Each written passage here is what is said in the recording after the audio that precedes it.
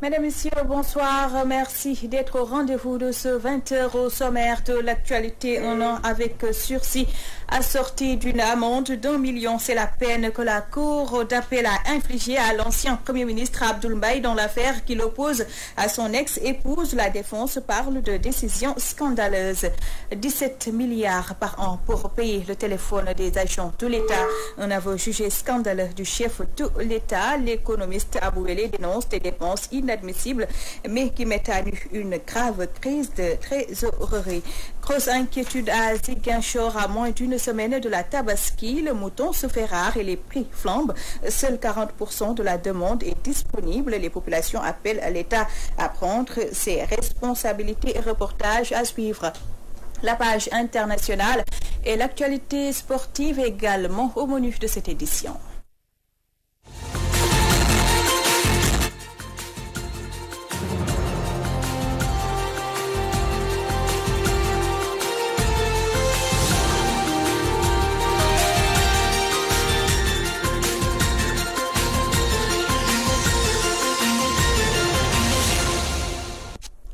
Merci de vous joindre à nous. Affaire Abdoul Mbaye Aminata Diack, l'ancien Premier ministre condamné à 1 an avec sursis, assorti d'une amende d'1 million de francs CFA. La Cour d'appel a rendu son verdict ce mardi. Le président de l'ACT a été reconnu coupable de complicité de faux et usage de faux en écriture publique authentique et tentative d'escroquerie pour des faits commis en 1994 au préjudice de son épouse. Pour rappel, il avait été relaxé en 2017 par le tribunal correctionnel de Dakar. Je vous le disais dans les titres, 17 milliards, c'est le montant de la facture téléphonique annuelle de l'État. Inadmissible de l'avis de l'économiste Abou Wele, surtout dans un pays où le chômage atteint des sommets. L'économiste trouve même scandaleuse la dernière sortie de Macky Sall sur le train de vie de l'État. La seule vérité, selon lui, c'est que le Sénégal est confronté à une grave crise de trésorerie. Abou Wele répond question de Aïcha Diakhaté. Waaw, mais c'est un scandale. Lool nak mom moy li ma la doon wax légui. Hein? Nga dolli ci projet yi mpi tégon yépp bi mu ko fi yëkëté Banque mondiale yuuxu na, intellectuels yi yuuxu nañu, man ci la bokk. Yuuxu naa ba tas ci télévision yi ne baaxul parce que un élément qui est plutôt en Wolof, on va y revenir. Toujours dans l'actualité, le collectif des amicales de l'université Cheikh Anta Diop de Dakar porte plainte contre Ecobank. L'institution financière est accusée d'escroquerie et de vol par les étudiants. Il dénonce le laxisme des autorités dans cette affaire. Plus de détails avec Moussa Sen. Le rôle de l'Ecobank dans le paiement des bourses ne plaît guère. Le collectif des amicales de l'université Cheikh Anta Diop de Dakar face à la presse. Ce dernier qualifie d'escroquerie les agissements de la banque. Cheikh Ahmadou Bamba Faye, porte-parole du collectif. L'Ecobank qui gère la bourse depuis bien des années, aujourd'hui entrave naturellement au bon fonctionnement de l'université Cheikh Anta Diop de Dakar. Parce que quand vous ne parvenez pas à payer correctement la bourse des étudiants, eh bien vous créez des problèmes au niveau de l'université Cheikh Anta Diop de Dakar. Des fois même quand ils y sont, ils trouvent que des sommes inférieures à la somme qu'ils doivent recevoir sont dans leur compte. Un étudiant qui doit percevoir une bourse de 40 000 se retrouve à l'Ecobank des fois avec une bourse de 20 000 francs. C'est de l'arnaque, c'est de l'escroquerie. Par ailleurs, d'autres services proposés par la banque constituent des mots qui viennent s'ajouter au calvaire des étudiants. Les filiales de l'Ecobank, Wari, Proximo, Wiesel, qui aujourd'hui demandent aux étudiants, aux camarades étudiants, de payer des frais supplémentaires pour récupérer la bourse, qui est un droit de l'étudiant. Le collectif des amicales de l'UCAD soutient avoir porté plainte contre la banque. Une plainte officielle a été déposée contre l'Ecobank, qui aujourd'hui est en train de voler, qui est en train d'escroquer les étudiants, et que les autorités font un laxisme notoire. Au-delà du paiement des bourses, les étudiants manifestent leur soutien à leurs camarades de l'UGB qui ont été renvoyés. L'autre point, c'est par rapport à nos camarades de l'UGB. Je pense qu'il ne faut pas perdre de vue que c'est des camarades étudiants. ils sont animés par la volonté de servir. Nous ne pouvons pas comprendre que des autorités puissent se réunir en réunion restreinte et renvoyer nos camarades étudiants sous prétexte mais qu'ils ont crié leur cri de cœur. Les collectifs des amicales de l'Université Cheikh Anta Diop de Dakar interpellent les autorités de l'enseignement supérieur, notamment le ministre de tutelle, à réagir sur les 2 points qui ont été à l'origine de leur rassemblement. Les étudiants sénégalais en Égypte, eux, n'en peuvent plus de souffrir en silence si certains d'entre eux rencontrent d'énormes difficultés pour renouveler leurs papiers. D'autres peinent à percevoir leur bourse. Aussi ont-ils décidé d'assiéger l'ambassade du Sénégal au Caire. Ibrahima Diassé Diop, un des leurs qui séjourne actuellement à Dakar, s'est confié à Issatine. Problème équivalence. Nous avons d'énormes difficultés en Égypte. Vous savez, le bac arabe a été instauré en 2012-2013 par le président Macky Sall. Et si un étudiant a son bac arabe, il doit pouvoir automatiquement entrer dans les universités en Égypte. Mais à Al-Azhar, il n'y a pas d'équivalence entre le bac sénégalais et celui arabe. Une fois là-bas, on a tous les problèmes pour être admis dans cette université. Il y a aussi le cas de ces 2 étudiants, Moustapha Niang et Abdoulaye Kamara, dit Abdoulaye Ba. Depuis 2013, ils ne perçoivent pas leur bourse et cela est anormal. Nous avons aussi des problèmes concernant les passeports, car la majorité des étudiants qui sont en Égypte n'ont plus de passeport. Leurs papiers ont expiré depuis un moment et ils n'arrivent pas à renouveler cela. Et ça rend difficile le séjour, car on ne peut pas renouveler son séjour si on n'a pas de passeport. Un étudiant qui a son master et qui était boursier, pour revenir au Sénégal, on doit lui rembourser son billet. Mais à chaque fois que l'étudiant dépose pour cela, l'argent ne sort pas. Il n'y a que le billet et c'est déplorable. Ce qui est sûr, c'est que nous allons assiéger l'ambassade pour une durée indéterminée. Nous allons les empêcher d'entrer dans les locaux pour faire leur travail. Nous demandons au chef de l'État de limoger Moussa Tall Fall, l'ambassadeur. Il ne travaille pas, il ne fait rien pour les ressortissants sénégalais qui sont en Égypte. Le liquide précieux, une denrée rare à la cité Fadia et environ les habitants qui n'en peuvent plus des pénuries d'eau sortent de leurs gonds pour exiger une solution à ce mal qui n'a que trop duré. Théodore Semedo a recueilli leur réaction. Que Cité Fadia a un problème excessif d'eau. On n'a pas d'eau. Cité Fadia, durant des années, on a des problèmes d'eau ici à Cité Fadia. D'habitude, l'eau vient à partir de 2h du matin vers les 3h, 4h du matin. Mais ces derniers jours-ci, même un seul goutte d'eau n'est pas venu à Cité Fadia. Les gens souffrent ici. On l'a vu ensemble là-bas. Voyez. Si on avait fait le tour, vous saurez que Cité Fadia a un problème d'eau. Si l'eau ne vient pas d'ici demain ou après-demain, même pas après-demain, d'ici demain, nous allons passer au plan B. Et ce ne sera pas... Ce ne sera pas bon pour nous, ni pour l'État, ni pour SDE aussi. J'ai interpellé SDE tout de suite. Mais ils n'ont même pas envoyé de citerne d'eau ici dans le quartier. On n'a pas besoin de citerne. On paie notre argent durant tous les mois ici. Et on n'a pas d'eau. On a des problèmes d'eau.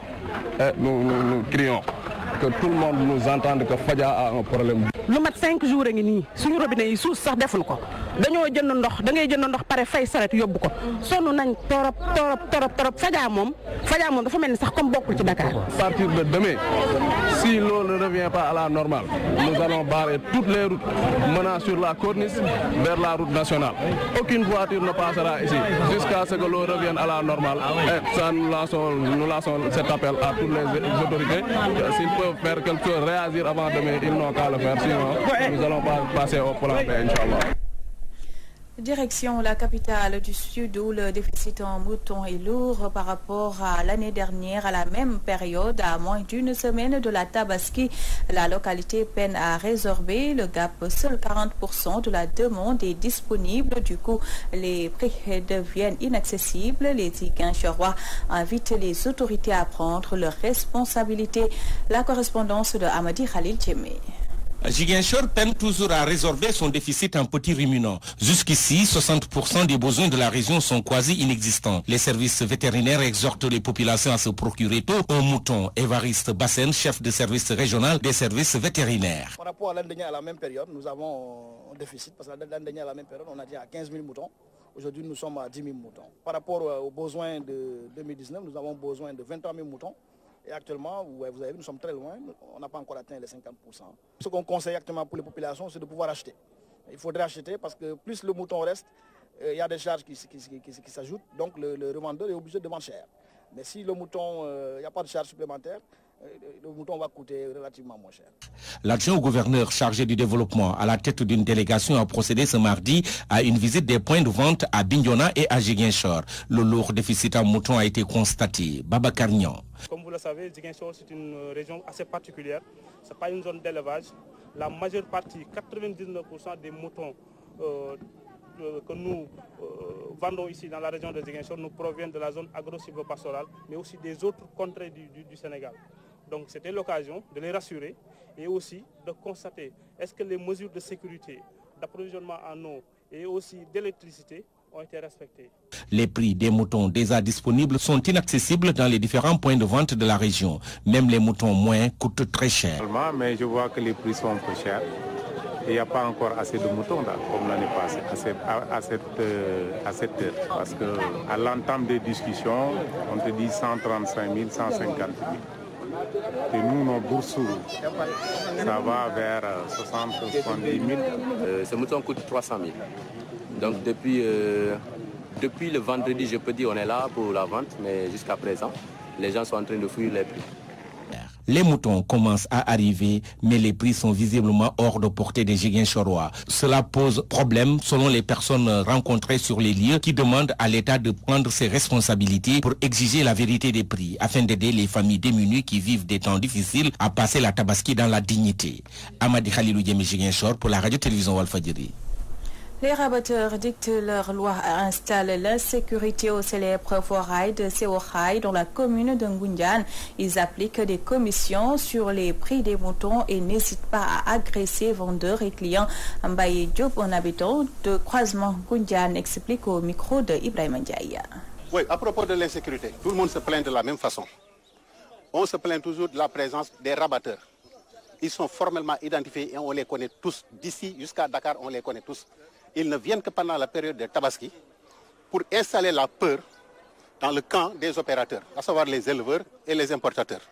Parce qu'en fait, dès qu'ils débarquent, ils te demandent le prix plancher de vos moutons, vous leur dites, et dès qu'il y a un client qui débarque, ils l'amènent avec eux et pour exiger et surtout imposer des commissions après la vente. Mais si vous les refusez, ils détournent les clients en leur disant que ces moutons-là ne sont pas de bonne santé, voilà, ils vont mourir bien entendu, etc. Et tout. Et là, vous êtes obligé de céder, ne serait-ce que pour vendre et avoir le minimum possible de bénéfices. Sinon, vous pouvez rester là toute la saison sans rien vendre. Personne ne peut faire la loi, la sécurité à la place de la gendarmerie et de la police. Ces corps font tout ce qu'ils peuvent. Mais j'avoue qu'ils ont des limites, ça il faut le dire. Mais ils sont, la plupart d'entre eux sont armés. Mais non, pourquoi, au nom de quoi? Mais simplement ceux qui sont habilités à le faire ont des limites. Et c'est trop bas. On doit leur laisser toute la liberté d'agir. Parce que simplement, toutefois, si un policier tape ou un gendarme tape sur un malfaiteur, il y a des gens qui, soi-disant au nom des droits de l'homme, qui nous tympanisent et on leur donne tous les médias pour crier sur ces hommes de tenue-là. Pourquoi? Au nom de quoi? Ils ont des limites aussi parce que simplement tout ce qu'ils peuvent, ils peuvent demander l'identification. Mais on les connaît. Tous les vendeurs d'ici connaissent ces gens-là. Ils sont à Dakar, à Seras, à Fora et tout. On les connaît. Mais qu'est-ce qui se passe? Il faut éliminer ces limites-là, ces barrières-là à des gens qui sont supposés nous protéger. À quelques petits jours de la Tabaski, les étudiants de l'université Cheikh Anta Diop de Dakar n'ont pas encore le cœur à la fête. Le retard dans le paiement des bourses plombe toutes leurs activités. Khadijatou Sarr Sissi est allé à leur rencontre. Reportage. Les préparatifs de la fête du sacrifice du mouton battent leur plein à moins d'une semaine. À l'université Cheikh Anta Diop, les étudiants se préparent pour rentrer chez eux car la Tabaski reste un moment propice pour retrouver leur famille. Nous sommes préparés, tu vois, tu vois, préparer une caravane qui va Goudiri quoi. Vendredi qui va Goudiri. Vu qu'on n'habite pas de Dakar, souvent on a tendance à l'occasion de la fête de Tabaski, d'organiser des caravanes pour vraiment rallier nos familles et aller fêter la fête avec la famille. Cet étudiant, quant à lui, compte sur sa bourse pour aider sa famille en cette période de fête. Comme vous le savez, les envergures sociales ne sont pas les mêmes. Bon, il y en a qui ont quelque chose à participer pendant la fête, acheter quelque chose pour les enfants, voilà, comme vous le savez. Mais comme je l'ai dit tantôt, cette année-ci, c'est un peu difficile parce que la majeure partie des étudiants n'ont pas encore reçu leur bourse. Étudiant en faculté des sciences, Fallou doit rallier Kersambakan. Moi personnellement, je dois rentrer dans la région de Diourbel, mais donc je dois faire mes bagages et tout ça pour y aller seul. Donc c'est le principal problème qu'on rencontre en ce moment-là. Donc ce que nous avons retenu ici, c'était le problème des bourses pour la majeure partie des étudiants. Donc ils ont fini leurs examens, mais ils n'ont rien dans les poches avec faire le transport, préparer la fête de Tabaski. Donc c'est pas facile de rentrer comme ça. Donc ils étaient obligés de rester, voire 2 semaines après leurs examens pour attendre les bourses. Donc c'est fait maintenant. Voilà, donc nous serons obligés de quitter. Donc l'espace, il y a de cela une semaine, donc l'espace les gens ont commencé à rentrer chez eux. Les préparatifs de la Tabaski ne sont pas du tout repos pour certains étudiants de ce temple du savoir qui n'espèrent que la bourse pour faire la fête. Mais les pécules tardent à tomber. Khadijatou Sarr, si c'est lutte contre la déperdition scolaire en banlieue, la commune de Ndiarème Limamoulaye s'investit dans le combat pour l'amélioration de l'offre éducative. La municipalité vient de lancer un projet de construction de 6 nouvelles salles de classe à l'école élémentaire Amadou Ndiaye Djegen. Mamadou Baïdi Sey, maire de Ndiarème Limamoulaye, que nous écoutons au micro de Théodore Semedo. L'école a été construite vraiment par la communauté. Vous vous souvenez que la communauté est partie de rien et que c'est par les efforts des uns et des autres, les participations des uns et des autres, de 3 000 francs à 1 500 francs, de 5 000 francs à 30 000 francs, jusqu'à 18 millions, 3 millions, 30 000 francs, que cette école a été construite. L'école construite maintenant, on était parti avec 2 classes. Et aujourd'hui, on se retrouve avec 6 classes. Et c'est en ce moment que le ministère de la Femme est intervenu pour mettre en place le projet vraiment d'appui qui consiste à construire 6 salles de classe en hauteur, un bureau directeur R+1, des toilettes pour les femmes là-bas, mais également un logement pour le gardien et repousser encore le mur de clôture.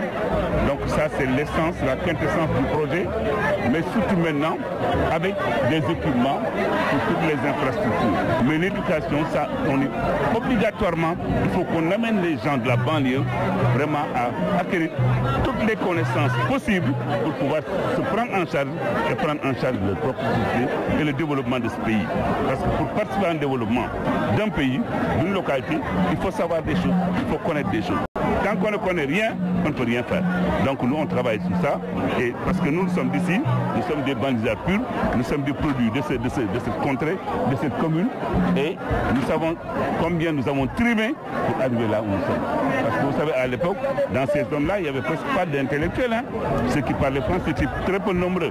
Mais nous, on avait fait le pari de devenir des professeurs de français, de latin et de grec. À l'époque, dans une société où on ne parlait presque pas français, ce n'était pas évident. 1400 hectares reboisés à Lompoul dans le cadre d'un programme de fixation des dunes initié par Solidarité Internationale. La journée de l'arbre a été l'occasion pour le représentant de la dite structure d'inviter le gouvernement à faire preuve de plus de volonté dans la lutte contre la désertification. Martar Ndiaye s'est entretenu avec Omar Kairé. Niaï, c'est la forêt dense. Maintenant, Niaï, c'est le désert. Et on nous vante maintenant le désert de Lompoul, qu'on vend au tourisme. Mais c'est une honte. Nous devons lutter contre cette désertification de Lompoul. Le tourisme ne nous rapporte pas autant. Il n'a pas d'avenir pour nous, ça. Donc, nous sommes en train de fixer les dunes, de protéger les villages environnements, mais aussi de protéger les bas-fonds qui forment les cuvettes maraîchères, où on produit. On est d'accord que c'est dit que 85% de la production horticole du Sénégal, on dit que c'est tiré dans les Niayes et dans les zones humides. Mais si ces zones disparaissent, maintenant on a un autre problème. Nous ne sommes pas des scientifiques, mais nous sommes des empiristes. Nous travaillons sur l'expérience, nous sommes des ouvriers et nous faisons des résultats. Moi je crois qu'il faut apprendre comment on peut produire autant de plants et de bonne qualité en 3-4 mois Et comment on peut prendre tous ces plans et les repiquer et les distribuer à la population? Ce n'est pas une question d'argent, c'est une question d'y croire et d'y prêter attention et main forte. Donc moi je dis qu'on capitalise ce qu'on est en train de faire et que les autorités, au lieu que nous aillions vers eux, qu'ils viennent vers nous. Nous sommes dans une dynamique d'une coopération fructueuse, d'une coopération décentralisée, qui n'a aucune ambition sur le plan politique ou économique. Les animaux sont partis parce qu'ils n'ont pas la capacité d'importer ou de... Mais nous ne serons pas obligés de partir si nous ne prenons garde. Donc moi je dis que mobilisation c'est bon pour faire du folklore, mais il est plus utile de mobiliser pour planter et veiller à notre environnement. Et quand on parcourt les rues ici vers la mer, mais c'est une déception totale. À Kédougou, les militants de Benno Bokk Yakaar ont réservé un accueil chaleureux à Mamadou Saliou Sow, nommé secrétaire général du ministère de la Justice au cours d'un rassemblement. Les militants de la mouvance présidentielle ont dressé un bilan reluisant des réalisations du chef de l'État. Kédougou, Soli Bouramadabo. Ils sont venus de tous les coins de la région pour accueillir le secrétaire général auprès du ministre de la Justice, garde des Sceaux. Mamadou Saliou Sow, c'est son nom, accompagné d'une forte délégation, a été accueilli en grande pompe par les militants et militantes de la paire et c'est de la coalition Benno Bokk Yakaar. Histoire de remercier le président Macky sous un soleil de plomb pour avoir nommé un fils de la région dans ce nouveau gouvernement. Occasion saisie par les responsables locaux de présenter une batterie de doléances relatives aux nombreuses difficultés dont souffrent les populations de cette région.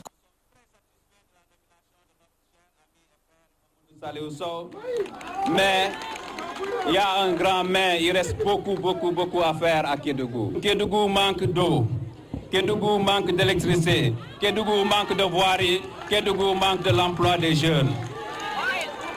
Nous demandons encore au président Macky Sall de nous aider encore plus. Une seule nomination ne suffit pas. Certes, il y a des nominations. Nous avons des PCA, des hauts conseillers, des membres du Conseil économique et social, mais nous voulons des nominations dignes de son nom. Conscient de ces mots, le secrétaire général a tout d'abord remercié le président de la République pour l'avoir choisi à ce poste avant de présenter un tableau reluisant des réalisations du président dans la région. Honorables invités, je ressens beaucoup de joie, teintée d'émotion dans la communion d'aujourd'hui de toutes les populations de la région de Kédougou. Rien que pour manifester leur reconnaissance et leur gratitude à son Excellence le Président de la République, Monsieur Macky Sall, suite à ma nomination dans le gouvernement pour le compte de notre région. Le sentiment de satisfaction des populations de Kédougou suite aux réalisations de son Excellence le Président Macky Sall, que sont entre autres la construction du pont qui relie la commune de Kédougou à Pongolimbi sur le corridor Sénégal-Guinée qui a facilité le commerce des fruits et légumes de la Guinée vers le Sénégal. Le PUDC, avec les nombreuses réalisations de forage dans les villages et même dans la ville de Kédougou. Le PUMA, qui continue aussi à l'image du PUDC, à accompagner les populations du monde rural. Il a aussi exhorté ses frères à se donner la main afin de faciliter la tâche aux autorités. Quant au ministre de l'Agriculture, en l'occurrence Moussa Baldé, a promis le démarrage prochain de grands projets tels que la construction du chemin de fer Dakar-Kédougou et la dotation de la région en matériel agricole suffisant. Kédougou. Celui pour Amadabou, Ablassounet Fall pour la radio-télévision Walfadjri. Place à l'actualité internationale qui nous mène au Pakistan, aux États-Unis. Mais nous démarrons par le Mali où 4 personnes, dont 2 militaires, ont été tuées dans des attaques séparées. Un récit de Hadissila.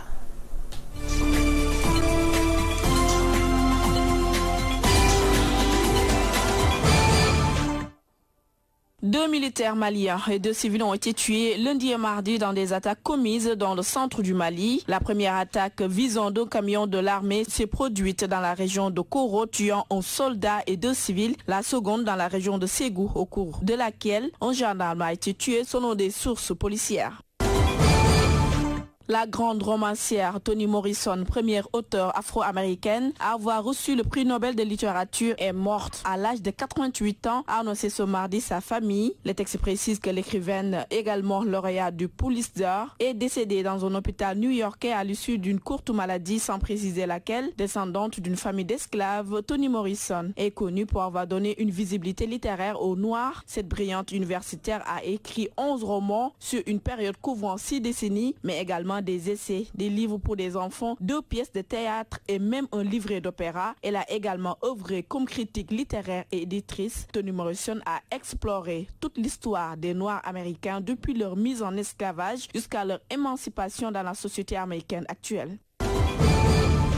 Des manifestations se sont déroulées ce mardi 6 août au Pakistan, réunissant quelques dizaines de personnes dans certaines villes du pays. Les manifestants, parmi lesquels de nombreux résidents du Cachemire pakistanais, ont exprimé leur colère et leurs inquiétudes au lendemain de la décision de l'Inde de révoquer le statut autonome du Cachemire indien. Les 2 pays voisins revendiquent chacun la souveraineté sur la totalité du territoire du Cachemire qui se partage depuis leur partition en 1947. Le premier ministre indien Imran Khan s'est exprimé devant l'Assemblée accusant l'Inde d'appliquer son idéologie extrémiste et raciste, et l'opposition a accusé le PTI, parti du Premier ministre, de ne pas avoir de réaction assez forte après la décision de l'Inde de mettre fin au statut spécial du Cachemire. Le Premier ministre pakistanais a opté pour un ton agressif à la reprise de la session et il a accusé le BJP, le parti de Narendra Modi, son homologue indien, d'avoir une idéologie fanatique et raciste, et selon lui, l'Inde agit contre sa constitution mais aussi contre la Cour suprême et les résolutions des Nations Unies. Et selon lui, 2 puissances nucléaires voisines ne peuvent prendre de tels risques. Nous devons résoudre nos problèmes par le dialogue, a-t-il cependant insisté, car s'il y a une guerre, personne ne sera gagnant et les conséquences seront internationales.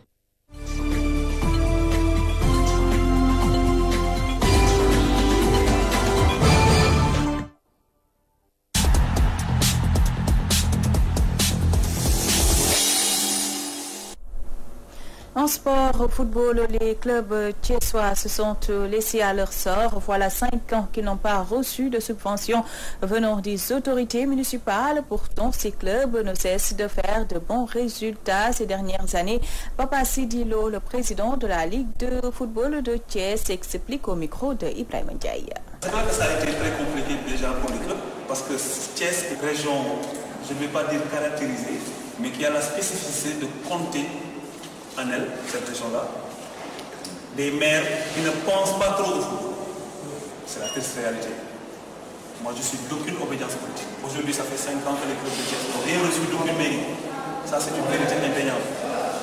Les clubs de Thiès, les clubs de Mboro, pareil. Et dans beaucoup de localités, dans beaucoup de grandes agglomérations, aujourd'hui, les clubs n'ont rien, ne reçoivent rien des institutions municipales. Et pourtant, ces clubs-là parviennent à terminer les championnats. Et c'est au moins une dizaine, voire une quinzaine de matchs que jouent les clubs par l'année. Un match ne coûte pas moins de 200-300 000 francs CFA. Voyez la différence. Et aujourd'hui, ces clubs-là sont des laissés pour compte. Donc si on a un sentiment de satisfaction, c'est envers Allah qui a permis à ces présidents de clubs-là, vaillants qu'ils sont, tâcherons qu'ils sont, c'est vrai, c'est le mot, de pouvoir entamer et de terminer cette compétition-là qui a été longue. Je lance un appel. Encore qu'il est temps, une autorité doit se glorifier des succès et des victoires de ses enfants. Aujourd'hui, aucune autorité thiessoise ne peut le faire. Parce qu'en amont, elles n'ont pas aidé le football. C'est pour ça qu'aucune autorité ne peut se gargariser, ne peut se glorifier du succès du football thiessois. C'est regrettable. C'était le journal de 20h. Merci à vous de l'avoir suivi. Vous aurez à 21h votre émission Balance avec Pape Ndiaye. N'oubliez pas aussi l'info continue sur notre site walfnet.com. Excellente soirée à tous.